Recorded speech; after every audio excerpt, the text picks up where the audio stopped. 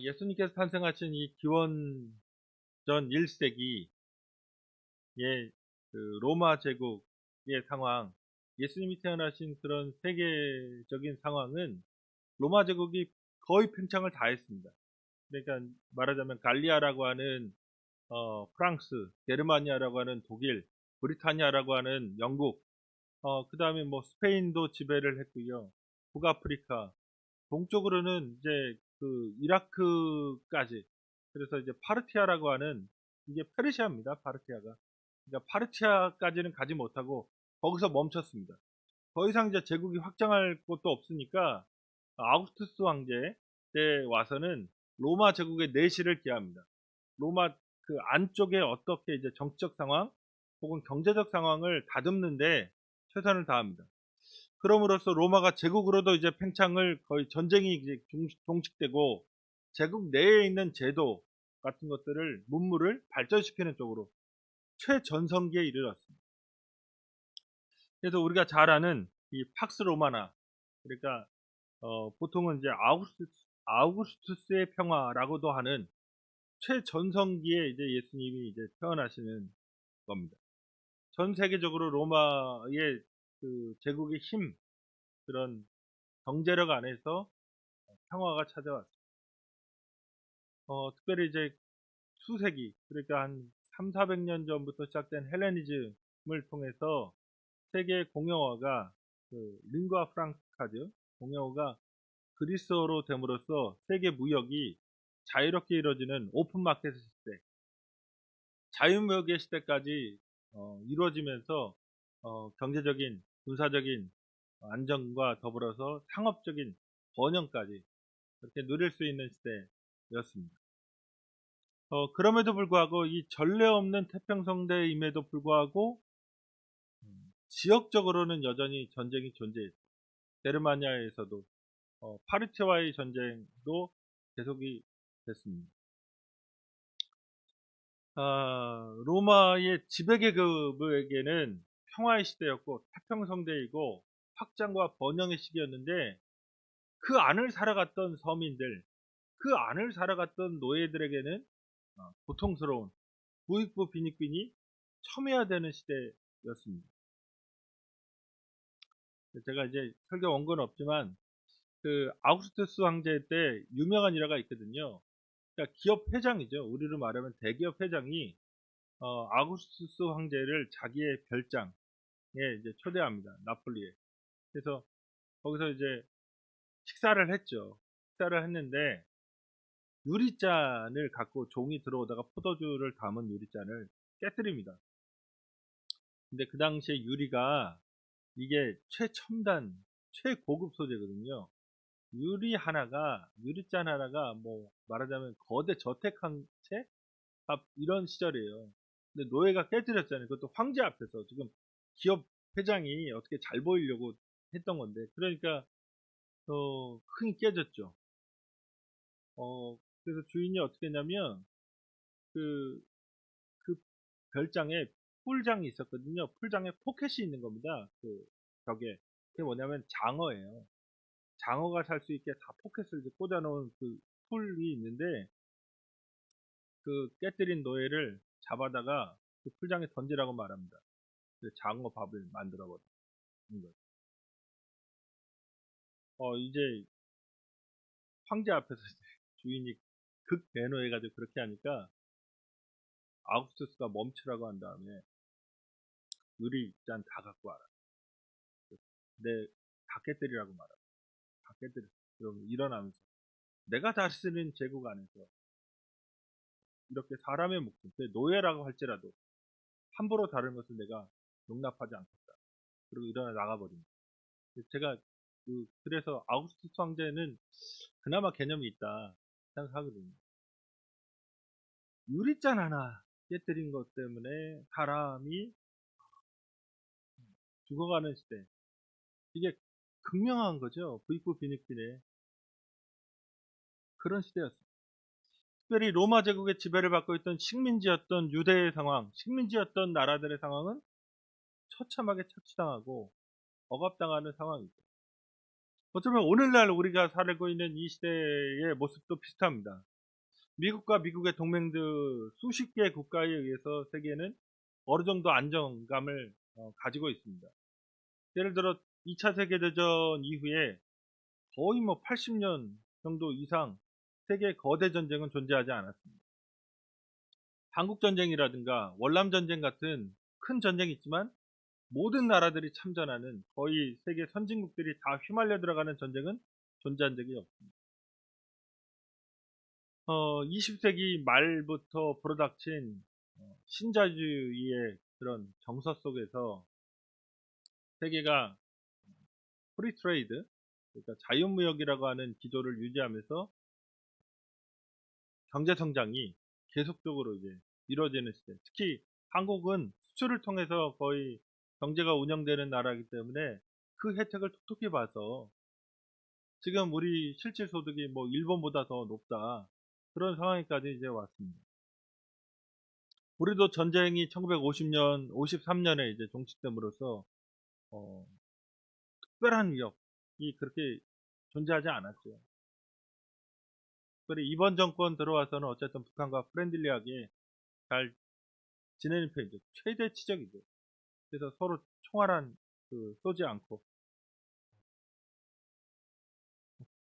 그런 상황입니다. 근데 전 세계적으로 평화가 존재하는 것 같은데 2021년 우리가 살아왔던 이 한 해만 봐도 뭐가 이제 문제들이 이제 나타납니다. 2월 1일에 미얀마에서 군부 쿠데타가 일어납니다. 그리고 거의 내전 상황에 지금 빠져 있습니다. 8월 달에는 아프가니스탄입니다. 미군이 이제 철수하고요. 아프가니스탄에서 철수하겠다고 이제 발표하고 그러면서 거기서 이제 내전 상황이나 마찬가지입니다. 탈레반이 새롭게 정권을 차지했지만 여성에 대한 그런 인권에 대한 억압 이런 것들은 극심해졌습니다. 우리가 잘 다루지 않지만 예멘은 정말 절망입니다. 그러니까 사우디아라비아를 중심으로 한 시아파 회교도 국가와 이란을 중심으로 한 시아파 회교도 국가 사이의 대리전으로 여기는 답이 없어졌어요. 언제 전쟁이 끝날지도 모릅니다. 연말로 가면 갈수록 이제 국제 뉴스에서 대만, 홍콩, 신장 위구르, 그러니까 중국과 미국의 대결 속에서 올림픽을 외교적으로 보이콧하느냐 안 보이콧하느냐 이게 또 이제 초미의 관심사였고요. 우크라이나에 나토가 동쪽으로 확장하니까 러시아는 자기 안보를 확보하기 위해서 거기다가 이제 계속적으로 병력을 증강시키고 군사적인 위기가 고조되고 뭐 이런 국제적 상황 안에서 우리만 봐도 2년 정도 코로나 상황이 계속되다 보니까 자영업자들을 중심으로 해서 어떻게 살아가 될지 잘 모르겠다. 정부의 방역 정책에 대해서 이제는 이제 반기를 들기 시작했습니다. 그런 이런 사회 속에서 우리가 올해 경험했던 게 LH 사태. 그 정보를 빼내서 정부기관 산하에 있는 공무원들이 부동산 투기를 한 사건. 거기에 더 하나 대장동 사건이 겹쳤죠. 이것도 철저히 조사해야 됩니다. 주거의 문제를 정부가 1순위로 몇 년 전부터 두었는데 해결하지 못했습니다. 그리고 더 심각해졌어요. 이것도 정권이 책임을 져야 돼요. 거기에 요소수 사건 때문에 이 요소수 사태 때문에 우리의 에너지 정책이 올바른 것이냐 뭐 이것도 조금은 점검해야 될 사항 아닌가 싶습니다. 내년 3월 9일에 대통령 선거가 있어서 거대 양당의 대통령 후보가 선출이 됐는데 거의 자조 섞인 목소리로 선거를 포기하겠다는 사람이 제 주위에도 넘쳐납니다. 찍을 사람이 없다. 제가 보기에도 역대급 이런 네거티브의 비호감도가 최상급인 것 같아요. 살기 힘들다는 사람들은 넘쳐나는데 이 국가의 리더십이라고 하는 것이 위기에 부딪힌 것 같습니다. 저는 개인적으로 누가 되더라도, 대통령이 되더라도 5년 채우기 힘들지 않겠냐. 제 개인적 생각입니다. 건수만 아마 잡으면 양쪽에서 다 광장에 몰려 나올 겁니다. 어쨌든 이런 상황에서 사회적 약자들이 살아가는 것, 이 대한민국에서 에너지 값도 지금 올랐잖아요. 그래서 겨울을 나는 것이 그렇게 쉽지만은 않는 상황인 것 같아요. 그러니까 예수님이 태어나셨을 때나 그 시대의 상황이나 오늘날 우리가 현재를 살아가는 이 상황이나 그렇게 녹록하지 않아요. 어쩌면 희망과 어떤 소망이 넘치다기보다는 없는 사람들, 그냥 평범한 사람들에게는 불안과 위험이 가중되는 그런 상황 아니었는가 생각을 해봤습니다. 그런데 오늘 본문은 그 세례 요한의 아버지인 사가랴가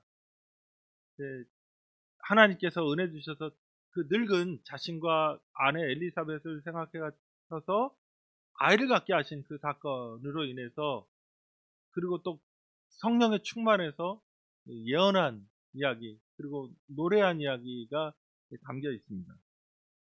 그러면서 예수님을 통해서 이루어질 메시아 시대에 대해서, 그 비전에 대해서 찬양합니다. 그리고 이제 성탄절을 맞이해서 연말에 좋은 소식들이 좀 많았으면 좋겠지만, 어쨌든 그럼에도 불구하고 이제 우리에게 주신 예수님, 그 구원자 예수님의 탄생을 기념하면서 그분이 진짜 펼치려고 했던, 하나님이 예수님을 이 세상에 보내심으로써 나타내시고 했던 그 성탄의 본질적인 의미가 무엇인지를 한번 생각해보고, 우리 자신이 성도로서 또 그 하나님의 뜻에 맞게 어떻게 살아가야 될까를 한번 나누는 그런 시간을 갖고자 합니다. 첫 번째로, 하나님은 그분의 뜻을 거스르는 자들이 위력을 발휘하는 이 세상에 그 아들을 보내셔서 그 선택받은 백성들을 구원하려고 하신다는 겁니다. 여기서 이 초점은 구원입니다. 이 세상에서보다 교회 안에 들어오면 압도적으로 많이 사용하는 단어들이 있죠. 특히 교회식 용어. 그 중에 하나가 구원이죠. 우리가 많이 어릴 때부터 교회 가면 구원받는다고 하니까 나는 10원 준다 뭐 이런 얘기, 진짜 그 반기독교적인 얘기였죠. 아니 진짜 동네 아저씨들이 제가 어릴 때 진짜 술 마시면서 기독교를 비아냥거릴 때 교회 가면 구원 준다는데 10원 뭐 이런, 그러니까 구원이란 단어가 어쨌든 교회의 핵심 용어입니다. 오늘 이제 사가랴 창가라고 하는 우리가 살펴본 이 본문, 여기서도 성령의 인도함 받아 충만함을 받아서 예언하는데, 그 하나님이 메시아를 통해서 펼치실 그 구원의 시대에 대해서 얘기합니다. 68절에서 이 사가랴 창가의 첫 단어는 찬송하리로다 합니다. 레게토스인데 이게 이제 라틴어로 번역하면 베네딕투스거든요. 우리가 전임교황, 지금 교황은 프란치스코고 전임 교황이 베네딕토 16세잖아요. 그러니까 베네딕토라는 게 어떤 찬양을 받는다, 좋은 말 듣는다, 뭐 찬송하리로다, 뭐 이런 개념입니다. 그러니까 다른 사람에게 칭송받는 거죠. 하나님을 칭송합니다. 그러면 그 내용이 뭐냐? 68절에 보면 그 백성을 돌보사 속량하시는 하나님의 구원의 사역이죠. 여기서 돌보다는 것은 뭐냐면 어떤 사안을 이렇게 자세하게 관찰하는 겁니다. 그래서 검사하고 예의주시하는 것이 돌보는 건데, 또 하나는 그러기 위해서 자세하게 살피고 예의주시하기 위해서 어떻게 하죠? 가까이 다가와서 방문하는 것을 얘기합니다. 그러니까 하나님이 이 세상에 살아가는 그 인간의 절망적인 상황을 예의주시하고 살피기 위해서 다가오시는 거예요. 신방하시는 겁니다. 방문해 주시는 겁니다. 그래서 이 단어가 나인성 과부의 아들을 예수님이 살리셨을 때 사람들이 칭송하거든요. 거기에도 나옵니다. 모든 사람이 두려워하여 하나님께 영광을 돌려 이르되 큰 선지자가 우리 가운데 일어나셨다 하고, 또 하나님께서 자기 백성을 돌보셨다 아니라 이 돌보시다라는 것은 하나님이 은혜롭게 그 백성을 찾아오셔서 그 하나님다우신 일을 펼치시는 것을 얘기합니다. 그 다음에 돌보다와 함께 사용된 단어가 속량이잖아요. 이건 잘 아시듯이 비참한 상황에 있는 그 노예에게 속전, 그 노예값을 주고 그를 자유로운 사람으로 해방시켜주는 때 쓰던 그런 단어죠. 여기서 이 속량은 71절, 74절에 원수라는 단어가 나옵니다. 그러니까 실제적으로 이 원수에 의해서 고통 속에 있는 그런 사람을 건져내는 행위죠. 지금 사가랴는 늙은 자신과 자신의 아내에게 하나님이 은혜 주셔서 세례 요한을 임신한 상태, 그것 때문에 하나님을 찬양하거든요. 그런데 그걸 넘어서 예언하여 성령으로 새로운 구원의 시대를 얘기하는데, 그러니까 개인적인 자식의 어떤 잉태만이 아니라 69절에 보면 우리를 위하여 구원의 뿔을 그 종 다윗의 집에 일으키셨으니라고 얘기합니다. 그러니까 다윗의 집이라고 하는, 우리가 다윗의 자손이 메시아의 칭호고 예수님을 가리키는 것이라면, 지금 단순한 하나님의 그 나에게 어떤 잉태하게 하는 자식을 줬다는 걸 훨씬 넘어서는 거죠. 새로운 시대, 하나님이 구원의 시대를 이 세례 요한이 잉태되는 것과 포함해서 펼치시고 있다는 것을 예언한 겁니다. 하나님은 우리에게 구원을 주십니다. 하나님은 우리에게 새로운 시대를 열어 경험하게 하십니다. 그런데 그 백성을 돌보시고 속량하시다라고 하는데, 보통 우리가 구원을 그러면 교회에서 어떻게 이해하느냐? 구원을 이해할 때 영적인 구원이라는 표현을 많이 써요. 교회에서. 그렇죠? 영적인 구원이라는 표현을 많이 씁니다.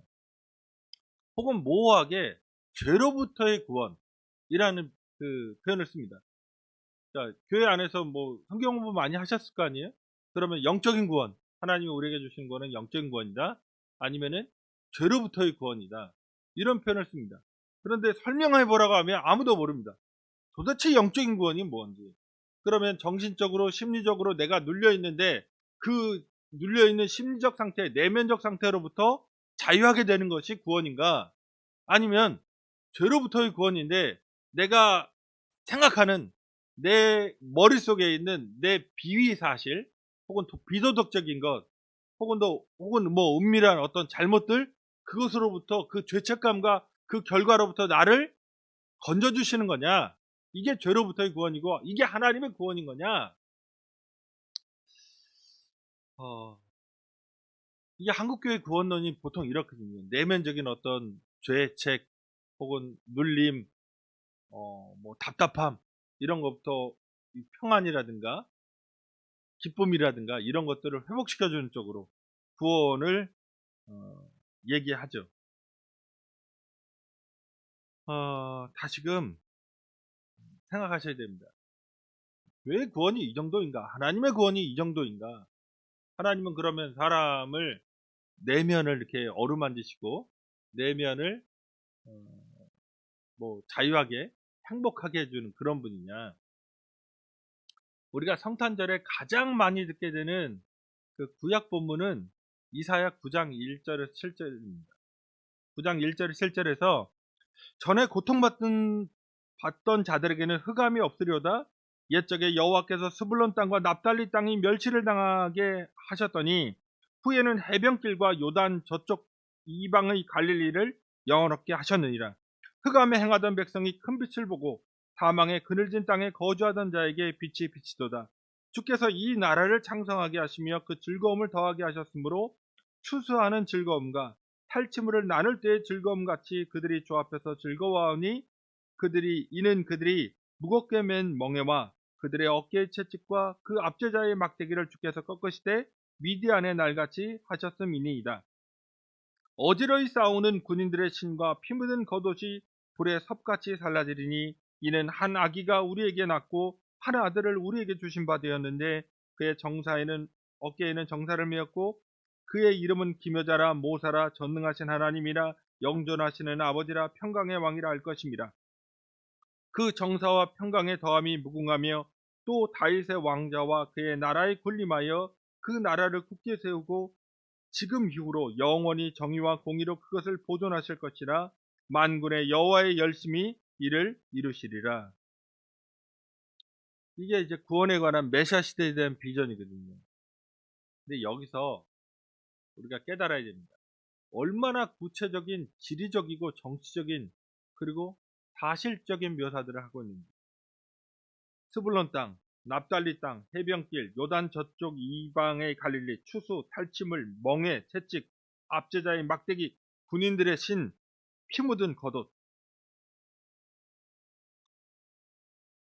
그러면서 7절에서 그 정사와 평강의 더함이 무궁하며 또 다윗의 왕자와 그의 나라에 군림하여 그 나라를 굳게 세우고 지금 이후로 영원히 정의와 공의로 그것을 보존하실 것이나 만군의 여호와의 열심히 이를 이루시리라.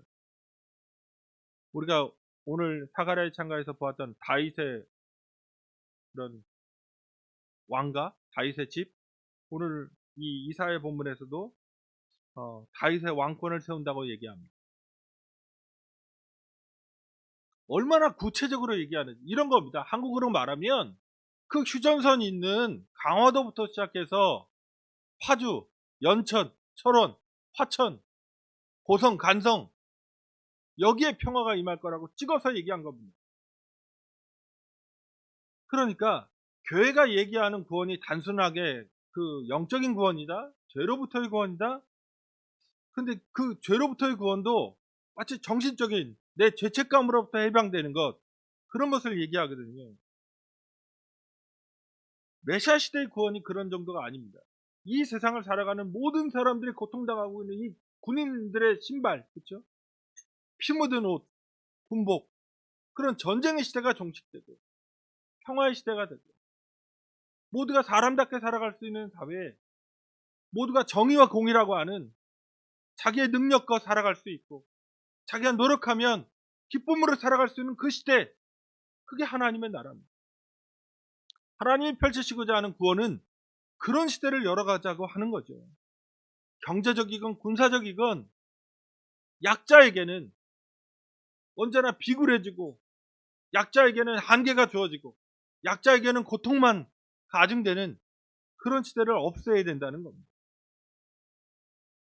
그래서 예수님의 오심은 강자가 채찍을 들고 가난한 자와 연약한 자를 혹독하게 다루는 세상, 강한 군대가 약한 나라의 국경을 침범해서 피 흘리고 신발로 짓밟는 세상, 그것으로부터 이 세상을 건져 주시겠다는. 지금 예수님이 어떻게 돌아가셨는지를 생각하셔야 됩니다.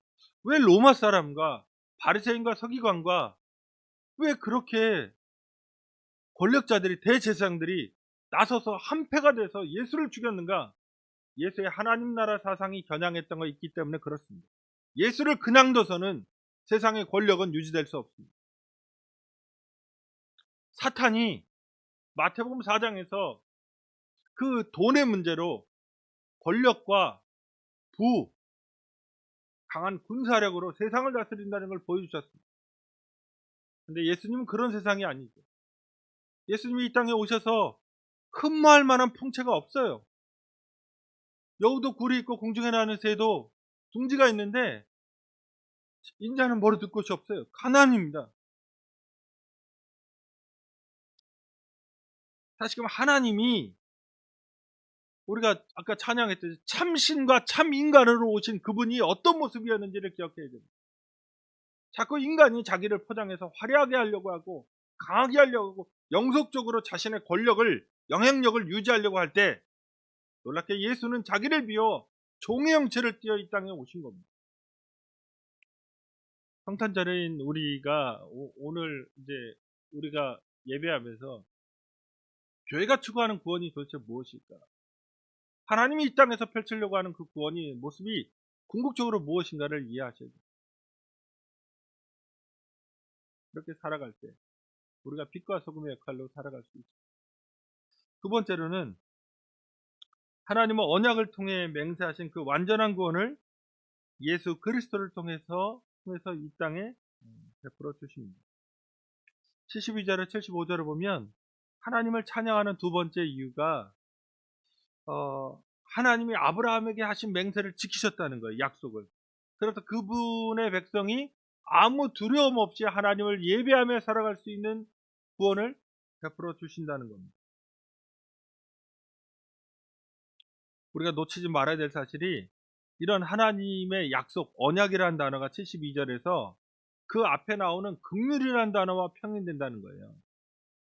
그러니까 하나님이 잊지 않고 약속과 언약을 이루시는데 왜 그렇게 하시냐면 그분이 긍휼히 여기시는 분이기 때문에 그렇습니다. 메시아를 왜 보내셔서 그렇게 우리에게 예수님 보내셔서 구원하시느냐? 그분이 우리를 긍휼히 여기시기 때문에 그렇습니다. 우리가 성경을 보면 하나님이 이 세상을 아름답게 창조하십니다. 걱정할 것이 없는 세상. 그래서 사람을 에덴 동산에 두셨습니다. 그런데 인간이 사탄의 게임에 빠져서 그 선악과를 먹으면 자기가 하나님처럼 될 수 있다. 스스로 판단할 수 있는 존재, 하나님이 되고 싶은 거죠. 그래서 선악과를 먹었는데 이제 눈이 밝아져서 이제 선악을 분별하게 되죠. 선악을 분별한다는 것이 자기 판단이거든요. 그러니까 내가 하나님처럼 되고 싶어요. 자기 주장을 하고 싶은 겁니다. 내가 맞아요. 내가 얘기하는 게 맞고, 내가 생각하는 게 맞고, 내가 계획하는 게 맞고, 내가 뜻하는 게 맞다고 생각해요. 그게 하나님이죠. 그런 다음에 그걸 세상적으로 이제 구현하려고 하고 그런 자기 주장과 자기 판단으로 돌아간 겁니다. 그런데 그러고 났더니 성경이 얘기하는 세상은 그런 인간이 열어가는 세상이 좋을 줄 알았거든요. 그랬더니 차별과 폭력, 저주와 사기, 그러면서 사람이 거의 지옥을 만들어 놓은 겁니다. 이 세상에. 그런데 예수님을 바로 이런 죄악이 만연한 세상에 하나님께서 보내셨습니다. 원수 사탄이 지배하는 세상, 그러니까 사탄이 얘기하고자 하는, 사탄이 예수님에게 유혹했던 그 세상은 그게 자기 주장의 세상이고 자기가 하나님 되려고 하는 세상이거든요. 그 세상에 그 아들을 보내셔서 십자가를 지게 하심으로써 원수 사탄의 그런 통치를 깨뜨리셨습니다. 세상의 화려함으로 나가신 게 아닙니다. 하나님이신 예수, 우리가 보통 요한복음에 얘기하듯이 아버지 하나님을 못 봤는데 예수를 보면 안다는 거잖아요. 나를 본 자는 아버지 하나님을 봤다는 겁니다. 히브리서 1장 1에서 4절에서도 말세에 하나님께서 그 아들을 통해서 말씀하기 시작했다고 얘기합니다. 그러니까 이제 다른 버전이 필요 없어요. 예수를 보면 하나님을 아는 겁니다. 예수의 삶을 보면 하나님이 어떤 분인지 압니다. 예수를 보면 완벽한 파이널 버전을 보는 거예요. 이 땅에 대단한 존재가 되려고 하신 분이 아닙니다. 이 땅에 영웅으로 오신 게 아니라 가난하고 병든 사람들까지도 섬기고 도우며 그들을 회복시키고 사랑하시면서 살아가시려고 하신 겁니다. 세상의 절망과 고통을 십자가에서 짊어지고 돌아가 주신 겁니다. 거기에 교회의 핵심이 있습니다. 그런 예수님의 사역에 그분을 하나님께서 부활시켜 주십니다. 영원한 생명의 방식이 무엇이냐? 예수를 따라가는 거예요. 그 다음에 또 부활절 다음에 나오는 절기가 있잖아요. 오순절이죠. 성령 강림절. 하나님이신 성령은 어떻게 움직이시느냐? 그와 같은 예수 그리스도를 믿고 그분을 따라가는 사람들 가운데 역사하시는 겁니다. 삼위일체 하나님의 역사. 그 아들 예수는 하나님의 뜻을 받들어 이 땅에 비워서 나타나시고 하나님은 그를 부활시키시고 그 부활하신 예수 그리스도의 영이신 성령은 이 세상을 세상이 알 수 없는 권세로 역사하십니다. 삼일체 하나님이 나타나는 본문이 누가복음 4장 16절에 19절에 나옵니다. 예수께서 그 자라나신 곳 나사렛에 이르사 안식일에 늘 하시던 대로 회당에 들어가서 성경을 읽으시려고 서심해 이 선지자 이사야의 글을 드리거늘 책을 펴서 이렇게 기록된 데를 찾으시니 곧 주의 성령이 내게 임하셨으니 이는 가난한 자에게 복음을 전하게 하시려고 내게 기름을 부으시고 나를 보내사 포로된 자에게 자유를 눈먼 자에게 다시 보게 함을 전파하며 눌린 자를 자유롭게 하고 주의 은혜를 전파하게 하려 하심이라 하였더라. 예수님께서 보여주시는 완전한 구원, 그분이 행하신다고 하는 구원, 특히 여기서 성령이 임하셨다는 거잖아요. 자기에게. 지금 삼위일체 하나님이 다 나타나는 겁니다. 이게 천국의 모습이에요. 구원의 모습이. 뭐냐면 가난한 자, 포로된 자, 이게 거의 채무노예거든요. 눈먼 자, 신체적인 장애, 눌린 자들을 해방하는 눌림이 없는 나라, 이게 예수님이 보여주신 하나님 나라의 비전입니다. 거대한 빌딩에 올라가고 무슨 1000만원짜리 코트를 입고 200만원짜리 슈트를 입고 신발은 뭐 명품을 신고 이런 세상이 아니라 가난하고 억눌린 사람들, 고통 속에서 살아가는 사람들까지도 하나님의 백성으로서 온전하게 살아갈 수 있는 세상, 이게 하나님 나라이고 그것을 위해서 성령을 예수님께 부으셨다고 예수님 스스로 고백하신 거예요. 그러면서 75절에 사가랴가 얘기하죠. 종신토록 주의 앞에서 성결과 의로 두려움이 없이 섬기게 하리라. 성결함과 의로움으로 두려움 없이 하나님 앞에 예배할 수 있는 세상, 그것이면 충분합니다.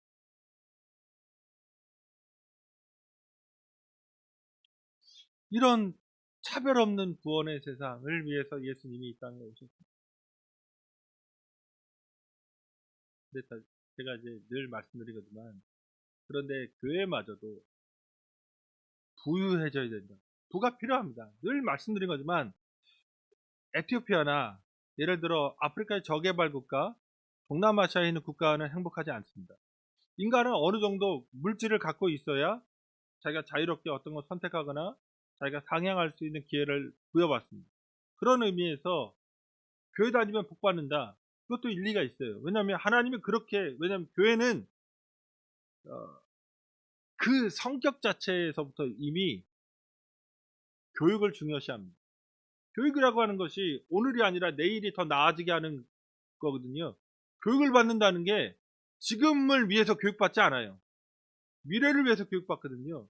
그러니까 교회가 지향하는 바, 처음부터 교회 다니면 교회가 상당히 교육을 중요시해요. 그러니까 미래가 나아질 수밖에 없는 구조로 가는 겁니다. 그런데 문제는 자기가 어느 정도 먹고 사는 것에서 만족하는 게 아니라 엄청난 상향, 엄청난 성공을 하나님의 이름으로 거둘 수 있다고 얘기할 때 이제 문제가 되는 거예요. 어쨌든 예수님이 보여주신 이 구원의 세상의 모습이 본질이 무엇인지를 깨달아야죠. 마지막 세 번째로는 우리가 예수님으로부터 예수님의 오심을 본질을 깨달아서 우리에게 주어진 그 성도의 사명을 깨닫는다면 세상에 사는 방식과 다른 방식으로 살아야 된다는 거예요.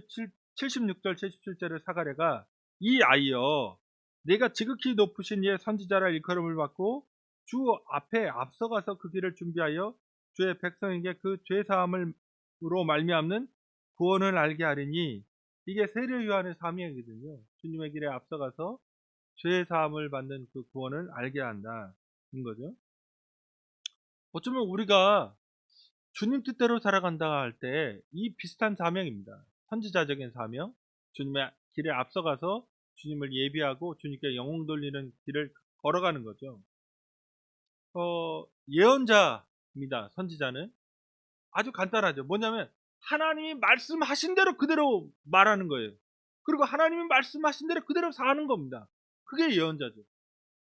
하나님의 말씀을 받은 자로서 삶으로 그것을 녹여내는 사람들, 그걸 전하는 사람들이 선지자입니다. 오늘 우리가 교회의 선지자적 역할을 얘기한다면 하나님이 말씀하신 대로 그렇게 말하고, 하나님이 말씀하신 대로 그렇게 생각하고, 하나님이 말씀하신 대로 그렇게 행동하고, 그렇게 살면 아주 간단합니다. 그러면서 그 핵심이 세상으로 하여금 죄사함으로 말미암는 구원을 알게 하는 거라는 거예요. 죄가 하나님의 뜻을 어기는 거라면 단순히 우리가 잘못 생각했던 것, 실수했던 것이 죄라고 그 정도에서 그치는 게 아니라는 것을 이제 아셔야 됩니다. 지금 죄가 예수님이 오신 세상의 모습이 모든 그 눌리고 억눌리고 채무의 을을 치고 빚에 허덕이면서 노예가 되고 뭐 이런 세상이잖아요. 사회 경제적인 것과 기독교는 연동되어 있습니다. 그런데 자꾸 내면, 내 속사람, 뭐 이런 것들의 구원만을 얘기하고 내 정신적인 시달리는 것으로부터 해방되는 것을 얘기한다면 기독교의 구원을 한 1000분의 1, 10,000분의 1로 줄여놓은 겁니다. 이 세상 모든 사람들이 하나님의 말씀대로 살아가는 세상. 그래서 서로 사람 위에 사람 있는 것이 아니고 사람 밑에 사람 있지 않은, 그게 천국이고 그게 하나님 나라고, 그것을 이뤄내라고. 심지어 교회는 그런 것이죠. 그래, 교회에 들어오면 노예와 주인이 함께 예배드렸는데 뭐라고 부르냐? 형제와 자매라고 부르잖아요. 동등한 존재. 가장 교회식 용어는 집사 뭐 이런 거 아닙니다. 가장 기초적인 용어는 하나님의 아버지시고 우리는 그의 자녀되고 그 형제와 자매된 거죠. 고대 그 노예 제도가 있었고 사회 신분 제도가 명확했던 그 시대에 교회에 들어오면 완전히 다른 세상을 체험한 거예요. 이 세상과 다른 구조 속에서 만나는 거예요. 하나님의 나라이고 천국의 맛을 보는 거예요. 오늘 우리가 예수님의 오심에 대해서 기념하는 성탄절 예배로 예배를 드립니다.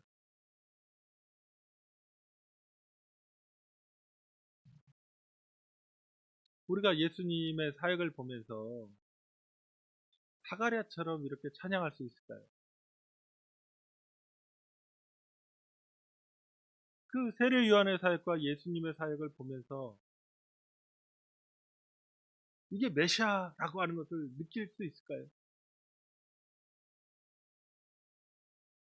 여전히 세상에 어쩌면 우리가 포로되고 세상적인 가치에 물들어서 그 예수님이 펼치셨던 왜 그런 기적들을, 왜 그런 말씀들을, 왜 그렇게 십자가를 지셨는지에 대해서 별 생각이 없습니다. 그저 내 삶의 고통을, 내 삶의 그 마음의 억눌림을 어떻게 하면 자유하게 해주실까, 거기에만 관심이 있습니다.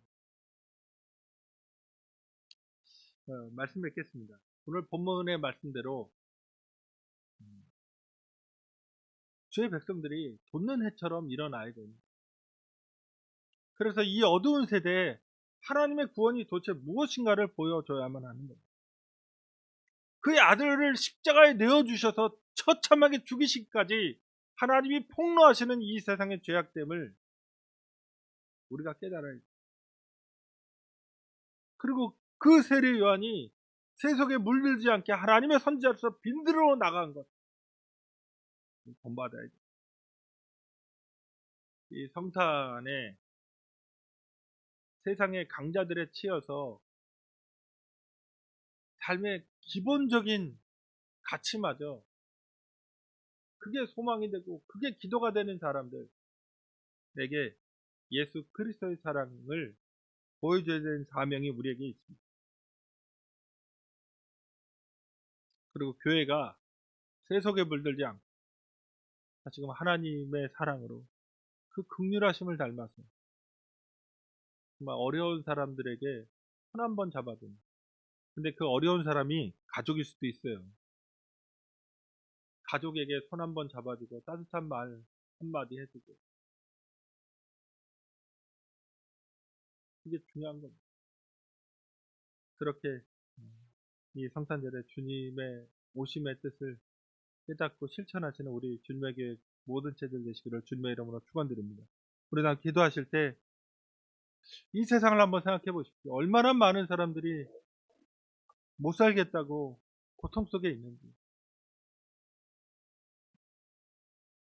그런 사람들에게 예수 안에 있는 참된 자유함과 같이 우리가 교회 안에서 함께 이렇게 나누는 형제와 자매됨, 그 사랑의 교제를 드러내고 소개할 수 있도록,